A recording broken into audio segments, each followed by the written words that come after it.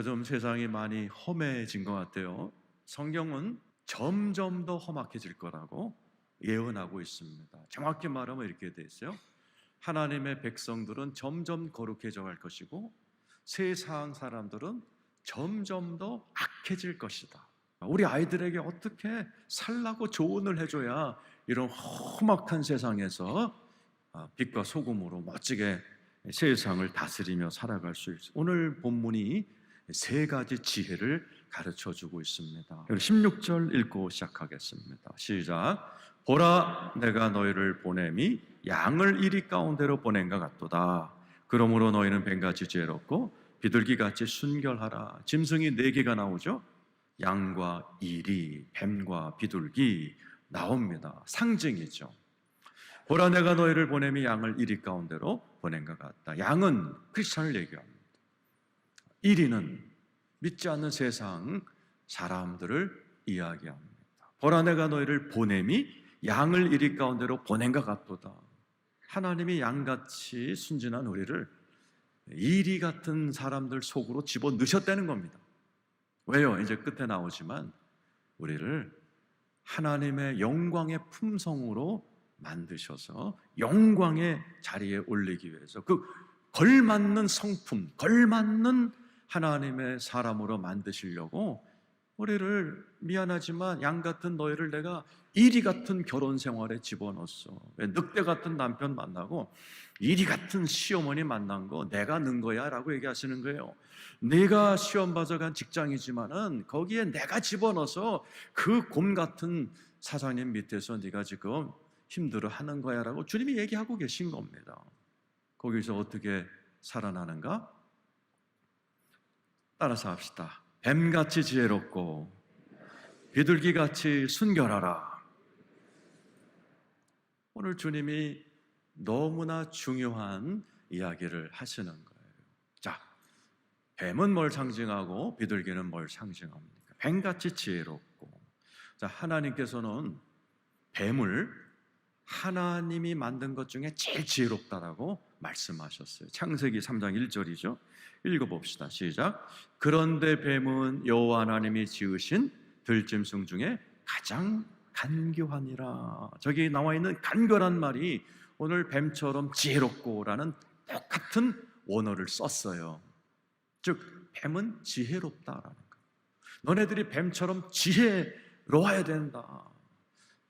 험한 사람들이 너를 우습게 보지 못할 정도로 떡소리 나야 된다. 지혜로워야 된다. 크리스찬은 그래야 된다라고 이야기하는 겁니다. 동물의 왕국 제가 잘 봐요. 우리 가족들이 아빠 맨날 동물의 왕국만 봐? 니네들이 동물 같아서 그렇다 내가 이제 얘기하는데 뱀이 자주 나와요. 뱀은요 딱 먹잇감이 오면요 딱 고개를 들고 몇 시간이고 계속 주시하다가 잡아먹어요. 아주 조심스러워. 누가 탁 나타나면 싹 사라져버리는 주도면밀함. 이게 지혜라는 단어가 주도면밀한 거예요. 그냥 어리버리 사는 게 아니에요. 주도면밀하게 신중하게 살아라라는 거예요. 세상이 험하니까 어리버리하지 말아라. 뱀처럼 지혜로워라. 근데 뱀처럼 지혜롭기만 하면은 사람이 차갑고 또 쉽게 이게 세상 속물같이 돼버립니다. 그래서 주님이 하나 더 붙였어요. 비둘기같이 순결하라. 그러니까 비둘기는 거룩의 상징. 그래서 비둘기를 성령님이 비둘기처럼 내려오는 거룩함의 상징이에요. 영어 성경엔 innocent라고 되어 있어요. 순진무구한 이런 모습이 있어요. 그런데 사람이 너무 순하기만 하면 안 돼요. 성경의 비둘기는 순하긴 한데 바보 같아 이렇게 써놨어요. 호세아 7장 11절입니다. 읽어보죠. 시작. 에브라임은 어리석은 비둘기같이 지혜가 없어서 애굽을 향하여 부르짖으며 아수르로 가는도다. 에브라임 요셉의 아들이죠. 아이고 집안은 좋은데 태어났는데 이게 꼭 어리석은 비둘기 같아서 뭐가 없어요? 지혜가 없어. 착하기만 해. 그래갖고 맨날 헛다리 짚어. 그래갖고 애국을 향하여 부르짖어 쓸데없이 아수르로 가 헛다리 짚고 맨날 이상한 데 취직했다가 잘리고 이상한 결혼했다가 깨지고 이렇게 바보같이 사는 사람을 어리석은 비둘기라고 그러는 거예요. 두 개가 같이 있어야 된다. 그래서 예수님은 뱀처럼 지혜롭고 동시에 비둘기처럼 순결함. 제가 이 말씀을 준비하면서 내가 뱀처럼 지혜롭고 비둘기처럼 순결하려고 되게 애를 썼어요. 이게 이 양극단의 성품을 이렇게 같이 이게 한다는 게 쉬운 게 아니에요. 자, 한번 해봅시다. 자, 뱀처럼 뱀 눈을 생각하면서 빨리 뱀처럼 지혜로워지세요. 동시에 비둘기 생각하세요. 아주 그냥 순결하고 천진한 비둘기처럼 빨리 되세요. 동시에 돼보세요. 동시에 지금. 자, 옆 사람 얼굴 보세요. 뱀이 보이나 비둘기가 보이나 한번 보세요. 어려워 그거. 아마 여러분의 아들, 딸들도 대부분이 이게 착하게만 하지 이거 아주 그냥 어리버리해서 맨날 헛다리 짚을 애들이 많을 거예요. 이 세상에서 두 가지를 잘 겸비한 사람 쉽지 않아요. 내가 이렇게 살면서 내 인생에서 만난 사람들 중에 뱀과 비둘기가 잘 섞여 있는 사람이 누굴까? 그런데 있긴 있어요. 네, 많지는 않습니다. 네, 이것을 완벽하게 갖고 계신 사람이 있어요. 누구예요? 예수 그리스도입니다. 고린도 전서 1장 30절에 나와 있어요. 읽어보세요. 시작. 너희는 하나님으로부터 나서 그리스도 예수 안에 있고 예수는 하나님으로부터 나와서 우리에게 지혜와 의로움과 거룩함과 구원함이 되셨다. 우리가 막 지혜로워지려고 막 순결해지려고 그러는 것보다는 예수가 나의 지혜가 되셨고 거룩함이 되셨다는 사실을 믿으시길 축원합니다. 예수 믿으면 그 지혜와 거룩함이 내 안에 들어오시는 거예요. 그래서 내가 막 지혜로워야지 거룩해져야지 그러면 안 돼요.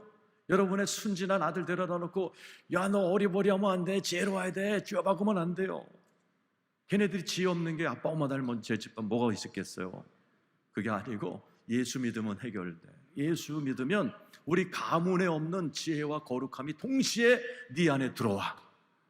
그리고 그 예수를 의지하면 지혜가 필요할 때 지혜로워지고 순결함이 필요할 때 순결해지는 은혜가 있을 수 있다는 것을 여러분 믿으시고 가르치시기를 축원합니다. 오늘 이 자리에 계신 사랑하는 성도 여러분, 여러분들께서도 다 험한 사람들 틈에서 살고 계신 분도 계실 거고 여러분 그 속에서 승리했지만은 아들, 딸들이 앞으로 험한 사람들과 군대를 가야 되고 학교를 다녀야 되고 직장 생활을 해야 되고 이런 자녀들이 있잖아요.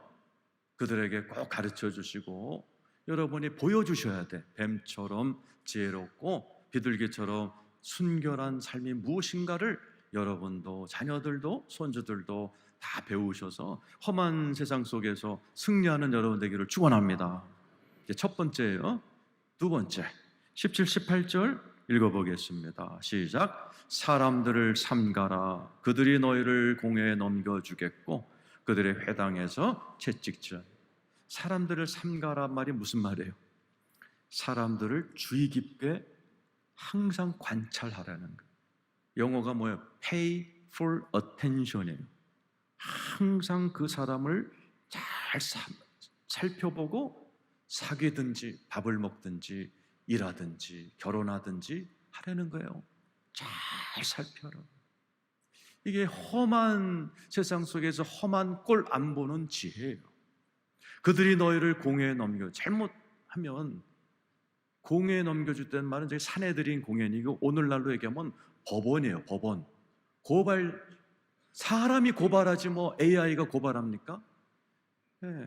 다 한때는 친했고 한때는 같이 동업했고 한때는 우리 의형제 맺자 했던 사람들이 지금 고발당하니까 정치권에서 서로 막 왼수지간하고 나 모른다, 나 얼굴도 기억 못한다 이런 모습들 우리가 보고 있죠. 세상은 모르는 겁니다. 여러분 법원에 가보셨어요? 고발당해보셨어요? 무섭습니다 그거. 그러니까 고발당한 25세 된 여교사들이 막 자살한 거예요. 무서우니까. 그 다음 절 18절 읽어봐. 시작. 또 너희가 나로 말미암아 총독들과 임금들 앞에 끌려가리니 이는 그들과 이방인들에게 증거가 되게 합니다. 너희가 예수 믿는 것 때문에 총독들, 임금들 앞에 끌려갈 때도 있다라는 거예요. 왜 그래요? 저기 재밌는 말. 이는 그들과 이방인들에게 증거가 되게 하려 하심이라. 한번 따라서 증거가 되게 하려 하심이라. 정확한 번역은 증인이에요. 증인. 여러분들이 왜 이렇게 험한 가족의 시집장가 갔어요? 그 믿지 않는 불교 신자 집안에서 네가 증인이 돼야 된다라는 거예요. 왜 예수 안 믿는 싸나운 불교 사장님이 계신 회사에 내가 배치됐어요? 네가 거기서 증인 노릇해야 된다는 거예요. 우리가 어떻게 하면 그 험한 환경 속에 증인이 돼요? 성경에 보면 전부 다 증인이에요. 그죠? 다니엘도 끌려가가지고 참소당하고 사자굴에 떨어졌지만은 살아나갖고 왕들이 하나님 믿어버리게 만들어보잖아요. 증인 노릇하는 거예요. 성경에 보면요, 전부 다 우리보다 환경이 안 좋아. 더 험한 사람들 사이에서 모든 사람들이 그 주인공으로 살아갈 때 결국에 거기서 하나님을 증거하는 놀라운 역전의 주인공들이 되는 거예요. 여러분 차례라는 거예요. 여러분 차례. 여러분들이 험한 환경에 있는 이유는 나와 같이 거기서 하나님이 살아계시다는 것을 증인이 되어버리는 거예요. 어떻게 하면 그렇게 돼요? 그 다음 두 절을 여러분이 명심해야 돼요. 19절, 20절 읽어보겠습니다. 시작. 너희를 넘겨줄 때 어떻게 또는 무엇을 말할까 염려하지 말라. 그때 너희에게 할 말을 주시리니. 넘겨지고 험한 꼴을 당하는 상황이면 걱정하지 마. 내가 네 입으로 할 말을 주겠다라는 거예요. 언제? 그때에. 꼴딱 넘어가는 그때. 검사가 앞에 나와서 나를 갖다 막 조사할 그때에, 어려운 상황에 시어머니가 예수 믿는 며느리에게 와서 제사 음식 차려라 할 그때에 할 말을 주겠다는 거예요. 어떤 식으로 주시겠다는 거예요? 20절 그 다음 절 시작. 말하는 이는 너희가 아니라 너희 속에서 말씀하시는 이 곧 너의 아버지의 성령.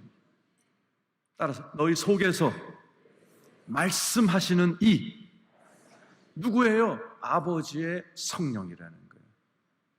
성령님을 아버지의 성령이라고 표현한 건 여기밖에 없어요. 왜 그래요? 아까 16절에 뭐였어요? 양을 이리로 보낸 것은 아버지가 하신 거다. 아버지. 아버지란 말은 무슨 뜻입니까? 보호하심. 든든한 보호자란 뜻이 아버지란 단어에 들어있는 거예요.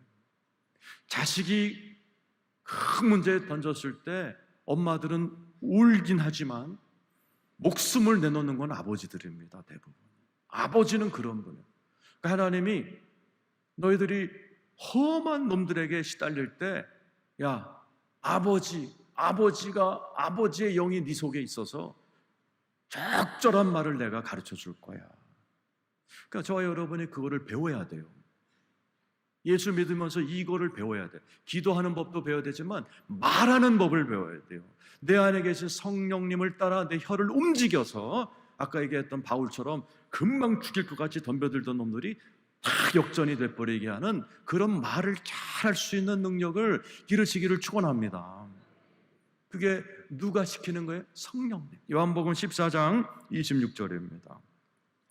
읽어보겠습니다. 시작. 보혜사 곧 아버지께서 내 이름으로 보내실 성령 그가 너에게 모든 것을 가르치고 내가 너에게 말한 모든 것을 생각나게 해주셔서 아주 중요한 상황에 내 입을 열어 딱 지혜로운 말을 던질 수 있는 내가 그런 능력을 줄게라고 우리 주님이 얘기하시는 거예요. 이거 배워야 됩니다. 이렇게 했던 사람이 많이 나옵니다. 사도행전 4장 7절 8절 읽어보겠습니다. 시작.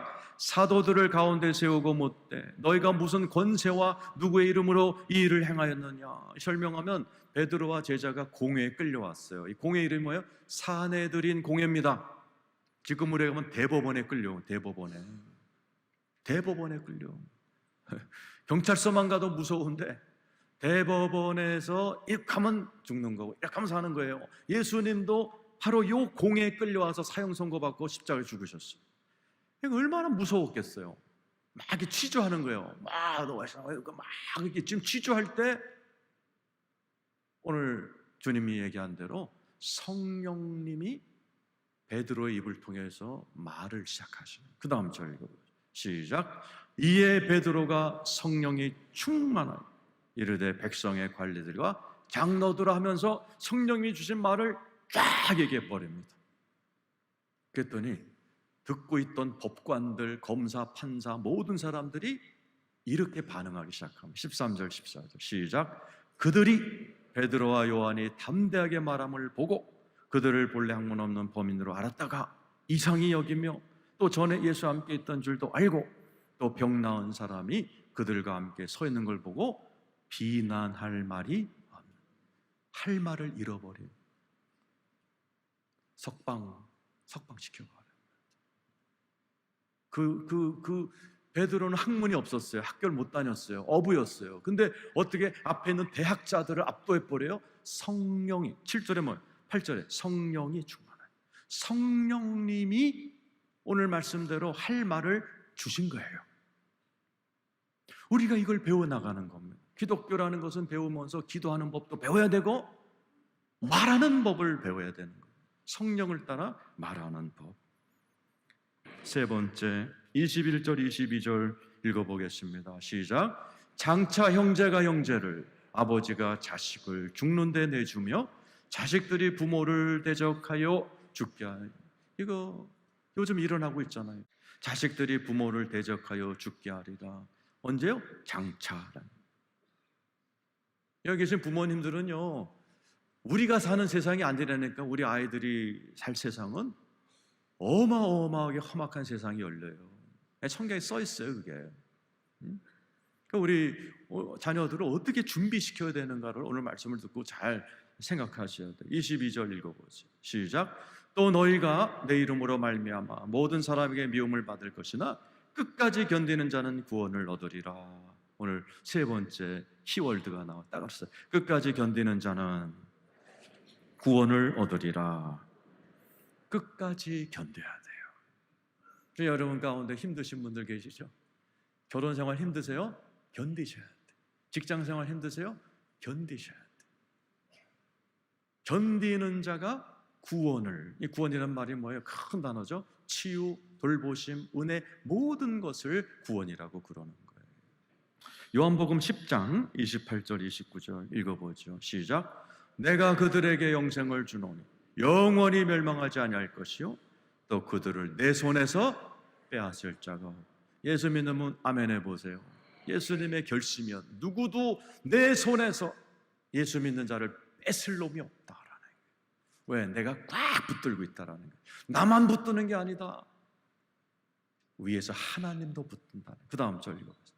시작. 그들을 주신 내 아버지는 만물보다 크심에 아무도 아버지 손에서 빼앗을 수. 예수 믿는 분 또 한 번 아멘 해보세요. 예수 믿는 분은 둘이 붙들어요. 예수가 꽉 붙들고 하늘에서 아버지가 딱 붙들어서 험한 놈들이 건드리지 못하는 겁니다. 그래서 예수 믿는 게 복입니다. 여러분의 아들, 딸들 반드시 예수 믿게 만들어야 돼요.